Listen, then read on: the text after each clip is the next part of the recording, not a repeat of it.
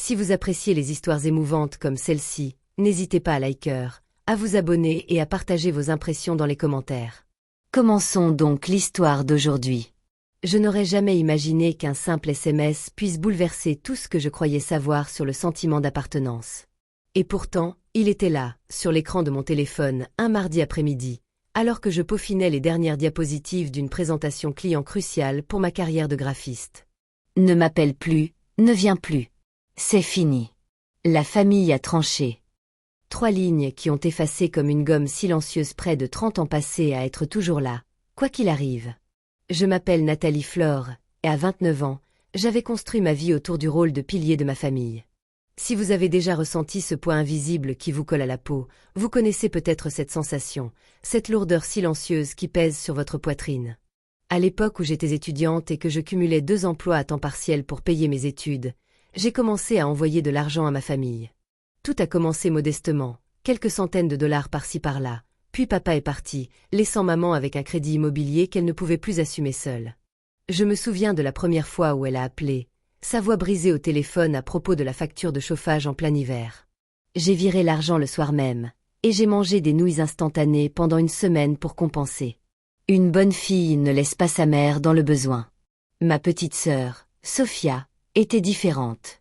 Elle a traversé le début de sa vingtaine comme si le monde était sa scène personnelle, publiant des photos de voyages improvisés et de vagues contrats de mannequinat qui ne semblaient jamais impliquer beaucoup de travail. La dernière fois que je l'ai vue, elle était sur la côte, à poster des selfies ensoleillés et des légendes sur la réalisation de ses rêves. Pendant ce temps-là, j'étais dans mon petit appartement d'une chambre à la périphérie de Maplewood, une banlieue tranquille en dehors de la ville où les maisons ont de grandes pelouses et où tout le monde est au courant de tout. Mes matins étaient routiniers. Du café dans cette vieille tasse ébréchée de ma résidence universitaire, celle avec le logo délavé qui me rappelait une époque plus simple. S'acheter un nouvel appareil avait toujours un côté superflu quand il y avait des factures à payer. Ce matin-là, avant le texto, j'avais viré ma somme habituelle, plus que je ne pouvais me permettre, en réalité pour aider à régler ce que maman appelait une « crise d'électricité ». Sa voix était si fragile au téléphone, comme si le monde s'écroulait autour d'elle. Je n'ai pas cherché à comprendre. Jamais. La lumière était toujours allumée quand je passais à l'improviste, mais douter, c'était comme trahir. Alors, pendant ma pause déjeuner, j'ai fait défiler les dernières publications de Sophia. Sa vie, un condensé de plage et de brunch. Puis le message est arrivé. Sans transition, sans explication, juste la fin. Je suis restée assise dans les toilettes du bureau pendant ce qui m'a paru une éternité, fixant ces mots jusqu'à ce qu'ils se brouillent. Mes mains tremblaient en tapant ma réponse. Compris. 2 syllabes qui ont englouti un torrent de sagesse et de « comment ». Si vous avez déjà retenu un torrent avec quelques mots, vous comprenez. Ce n'est pas capituler. C'est survivre dans l'instant présent. De retour à mon bureau, une collègue du service comptabilité, Sarah, remarqua mon visage et m'apporta une tisane sans un mot. Sa gentillesse discrète me toucha plus profondément que n'importe quelle étreinte familiale reçue depuis des années. Parfois, ce sont les personnes qui vous connaissent à peine qui vous comprennent le mieux. Ce soir-là, je n'ai pas pu résister à l'envie de passer du temps avec elle. Je suis passée devant la maison de maman, cette maison familière à 2 étages, avec sa lumière de Porsche qui brillait doucement dans le crépuscule.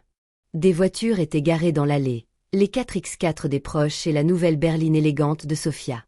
À travers la fenêtre du salon, les ombres se mouvaient au rythme paisible des rires et des verres qui s'entrechoquent. Un dîner de famille se déroulait sans moi. Mon téléphone vibra de nouveau. Pas un appel, mais une notification. Sophia avait publié une photo. Tout le monde était réuni, bras dessus bras dessous, verre de vin levé. Quel bonheur de partager ces soirées en famille. La légende disait, la main de maman sur l'épaule de Sophia. Comme elle se posait sur la mienne quand j'étais petite et que je croyais encore à l'amour inconditionnel. Avec le recul, c'était la première vraie fissure. Au moment où l'illusion a commencé à se dissiper, je me suis garée un peu plus loin, moteur éteint, l'air frais s'infiltrant par la vitre entr'ouverte tandis que je continuais à faire défiler les publications. Les commentaires affluaient, des cœurs et des approbations, personne ne demandant qui manquait à l'appel. C'était comme si j'avais disparu et que personne n'avait remarqué mon absence. Ou pire, il préférait que cela reste ainsi. Le lendemain matin, la clarté est apparue comme une eau blanche, filtrant à travers les persiennes de mon appartement. Je me suis réveillée avec cette même tasse à la main, la vapeur s'en échappant, mais tout avait un goût différent. Vous connaissez ce moment où quelque chose de caché apparaît soudainement au grand jour? C'est ce qui m'a frappé en ouvrant les réseaux sociaux et en voyant une publication d'un proche datant de quelques semaines. Un autre merveilleux dîner de famille chez les Flores. Ces traditions nous donnent de la force. Des traditions, au pluriel. J'ai eu le souffle coupé en faisant défiler les publications, reconstituant une chronologie que j'avais ignorée. Photo après photo, remontant à des mois, les réunions mensuelles chez ma mère, un toast d'anniversaire dans un café du coin, et même un week-end à la maison au bord du lac du réservoir de Lakeview. Des légendes comme ambiance familiale parfaite, et des sourires qui semblaient sincères. Alors qu'on me disait que maman était trop fatiguée ou souffrante pour venir me voir. L'ironie me tordait les entrailles. Ces virements d'urgence que j'avais envoyés coïncidaient parfaitement avec ces événements. La demande de paiement de la facture d'électricité le mois dernier, juste avant la fête surprise de Sofia, avec plateau traiteur et guirlandes lumineuses dans le jardin. Je finançais moi-même mon absence, comme si je sponsorisais un club qui m'avait exclu.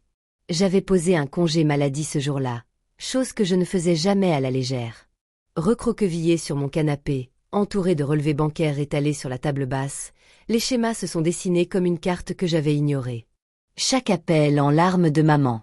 Chaque histoire culpabilisante de difficultés, coïncidant avec ses réunions secrètes. Rien que l'année dernière, cela représentait des milliers d'euros. Des cadeaux, pas des prêts, car la famille ne compte pas les services rendus. Sauf qu'à leur manière, ils m'avaient mise à l'écart tout en empochant l'argent. Le monde en ligne de Sofia offrait d'autres indices. Ces vidéos prônaient la rupture des liens toxiques pour accéder à l'abondance. L'un de ces messages avait même un titre qui parlait de convaincre sa famille de se débarrasser de ceux qui la soutenaient. Les commentaires l'encourageaient. Aveugle à l'ironie. C'était elle qui profitait de mon soutien tout en me faisant passer pour un parasite. Ça m'a fait rire. Un rire creux dans la pièce vide, mais aussi une douleur lancinante, comme réaliser que la blague était à mes dépens depuis le début. Plus tard dans l'après-midi, j'ai fait quelque chose d'inhabituel. Maman avait laissé son compte ouvert sur mon ordinateur portable il y a des mois, quand je l'avais aidée avec les services bancaires en ligne. Je me suis dit que c'était juste pour comprendre, mais le désespoir a sa propre logique. Les messages entre elle et Sofia se sont déroulés comme un scénario que je n'avais jamais répété. Des plans pour m'écarter. Des mots qui me traitaient de négative. Un frein à leur énergie. La blessure la plus profonde.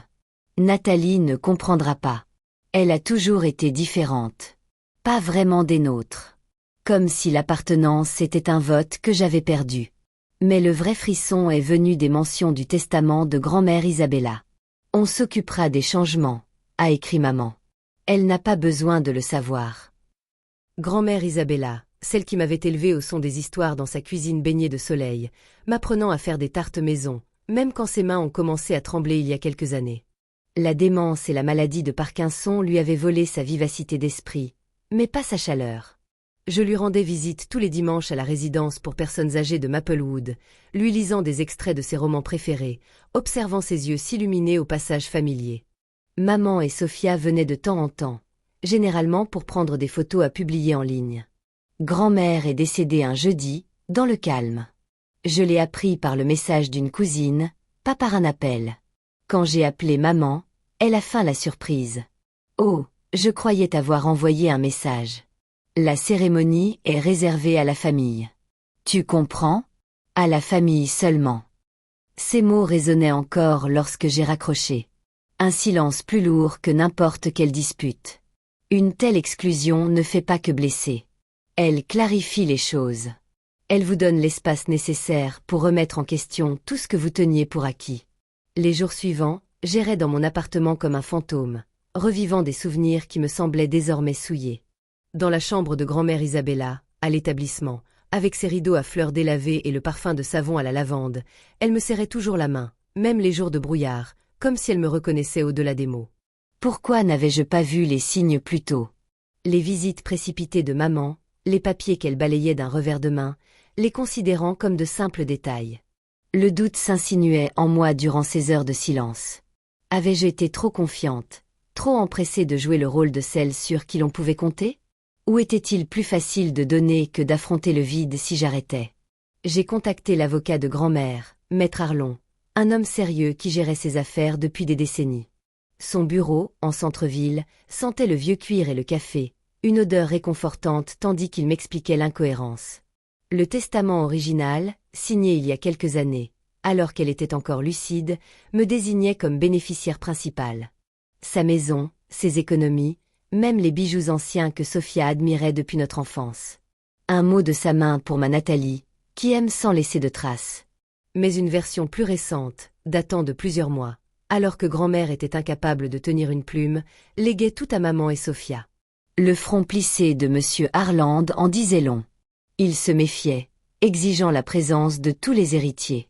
Les funérailles se sont déroulées sans moi.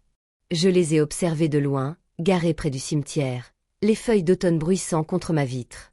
Elles se sont rassemblées, noires, tandis que Sophia s'essuyait les yeux pour accentuer l'effet. Plus tard, M. Harland m'a glissé un dossier. Des dossiers médicaux documentant le déclin de grand-mère, son incapacité à signer quoi que ce soit de cohérent. Le doute a fait place à une résolution tranquille tandis que je me plongeais dans les lois sur la falsification, assise à ma table de cuisine, la lumière de la lampe projetant de longues ombres. Ce n'était pas seulement une question d'argent. C'était l'abus de sa faiblesse. Puis vint l'appel de l'infirmière Camilla, de l'établissement.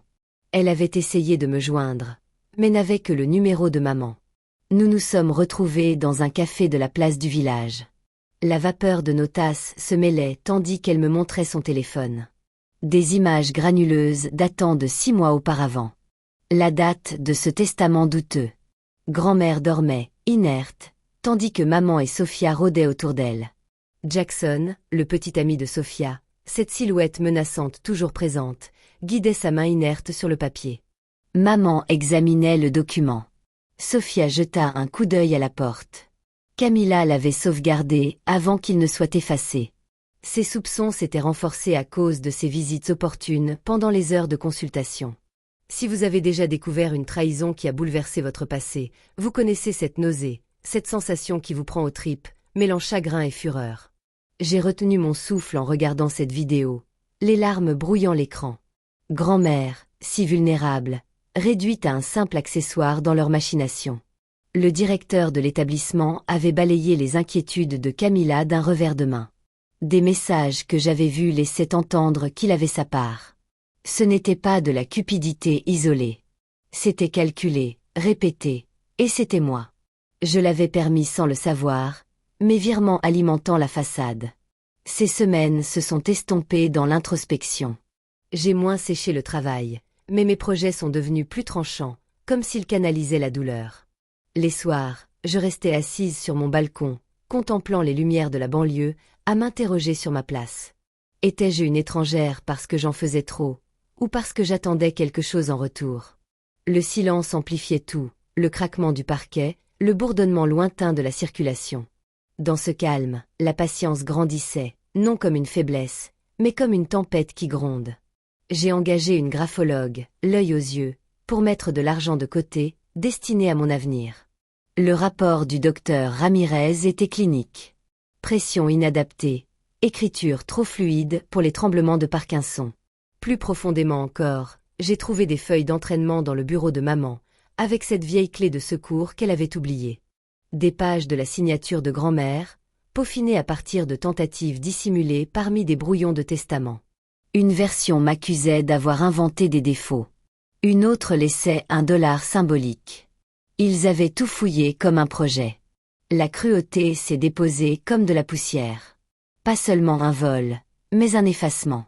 Si le silence pèse parfois plus lourd que les mots, c'était un poids énorme sur ma poitrine. Pourtant, dans le calme, j'ai respiré plus profondément, reconstruisant ma valeur au-delà de leur récit. La lecture du testament planait comme une menace sur Maplewood. Maman avait envoyé un SMS avec la mauvaise heure, sans doute volontairement, mais M. Harlon avait confirmé l'exactitude du testament. Je suis arrivée en avance, le cœur battant la chamade malgré ma gorge serrée.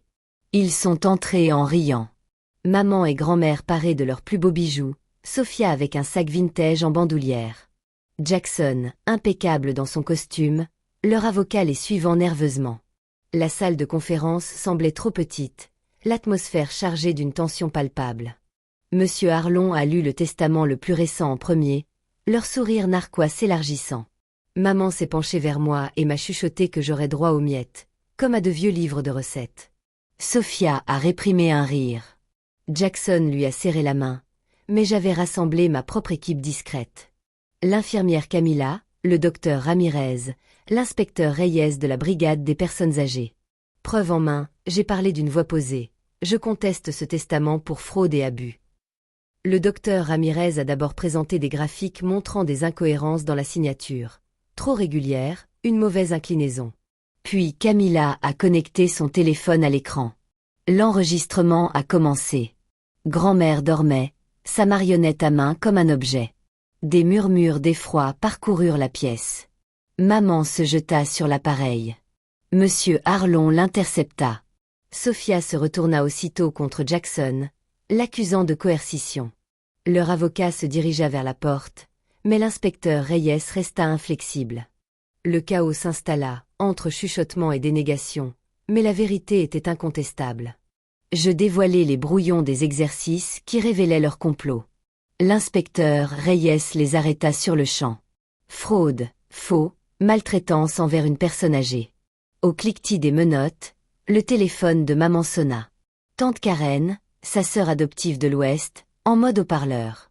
Sa voix perça le silence. Elle avait fait la même chose à notre mère il y a des années. Des actes falsifiés. Je le savais, mais je ne pouvais pas le prouver. Un schéma se dévoilait. L'avidité de maman n'était pas nouvelle, mais une habitude. Le silence retomba. Leur façade s'effondra. 2 semaines plus tard, les retrouvailles familiales à la Maison du Lac. Ma Maison du Lac, maintenant. Maman et Sophia, libérées sous caution, avaient inventé des histoires sur mon instabilité. Elles avaient même lancé une cagnotte en ligne pour me défendre contre une fille vindicative. Je suis restée silencieuse, laissant leur récit se développer. Le jour s'est levé, frais et ensoleillé, le soleil scintillant sur le lac de retenue. Je me suis installée avec des cousins de confiance, table de pique-nique, écran de projection pour les souvenirs. Ils sont arrivés tard, maman exigeant que je parte, Sophia diffusant en direct sur sa lutte contre la toxicité. Oncle Raymond, le doyen de la famille, s'est levé. Je lui avais tout raconté, documents, vidéos. Sa voix a résonné. L'heure était venue de partager les histoires des disparus. Il a parlé de la gentillesse de grand-mère, puis a lu sa lettre. La famille, c'est ceux qui sont là sans arrière-pensée. Maman a interrompu par une accusation absurde. Faux. Des accusations désespérées selon lesquelles j'aurais fait du mal à grand-mère. J'ai fait un signe de tête à ma cousine. L'écran s'est illuminé. Des photos de mes dimanches passés à lui lire des histoires. Des moments doux, horodatés. Puis les images. Des heures de soins. Enfin, l'enregistrement audio de grand-mère, lors d'un jour de lucidité. Nathalie, tu es la seule à venir chercher l'amour. Ils en ont assez pris. Ne les laissez pas faire. Un silence pesant s'abattit sur la pelouse. Les mensonges de maman s'effondrèrent. Le stream de Sophia se retourna contre elle. Les spectateurs étaient indignés. Tante Karen arriva, invitée spécialement pour moi, et confronta maman. Tu as déjà brisé notre famille. Cette fois, c'est fini. La police, alertée, les arrêta pour diverses infractions, et une accusation de diffamation fut ajoutée. Personne ne se défendit. La vérité éclata au grand jour. Des mois plus tard, ma vie a pris un tournant inattendu. Je vis maintenant dans la maison de grand-mère Isabella, celle avec le parquet qui grince et les fenêtres donnant sur le jardin qu'elle entretenait. De petits mots d'elle réapparaissent dans des livres, derrière des cadres. De simples affirmations comme « Nathalie, tu es assez ». Elles arrivent comme des murmures, apaisant la douleur de la perte. La justice a été rapide. Maman a écopé de plusieurs années de prison pour fraude. Accusation fédérale pour envoi de faux documents. Sophia a aussi fait un appel vidéo. Un remboursement a été ordonné. Jackson, arrêté en fuite, a été condamné à une peine encore plus lourde. Le directeur a perdu son emploi. L'établissement a mené une enquête interne. D'autres personnes se sont manifestées. Des schémas ont été mis au jour. Camilla a pris les rênes ailleurs. Ces protocoles ont permis d'économiser davantage. L'empire en ligne de Sophia s'est effondré. Une leçon sur les façades dévoilées. La famille a changé. Les invitations sont désormais sincères. Tante Karen est proche. Elle partage les manipulations de maman durant son enfance. Cela a façonné mon passé. Non pas ma faute, mais la sienne. Mon entreprise de design a prospéré sans cette perte. J'ai embauché de l'aide. Je me suis associée à Sarah qui a reconnu ma douleur à travers la sienne. Nous avons créé une fondation au nom de grand-mère pour aider à la protection des personnes âgées. Des dizaines de personnes ont déjà bénéficié de son aide. La semaine dernière, la lettre de maman est arrivée de prison. Des pages d'histoire réécrites. Le pardon offert comme un cadeau. J'ai repensé à ce premier texto. Au dimanche passé avec grand-mère, à toutes ces années de générosité. Ma réponse a été brève. Tu avais raison. C'est fini. Je suis maintenant la petite fille de grand-mère Isabella.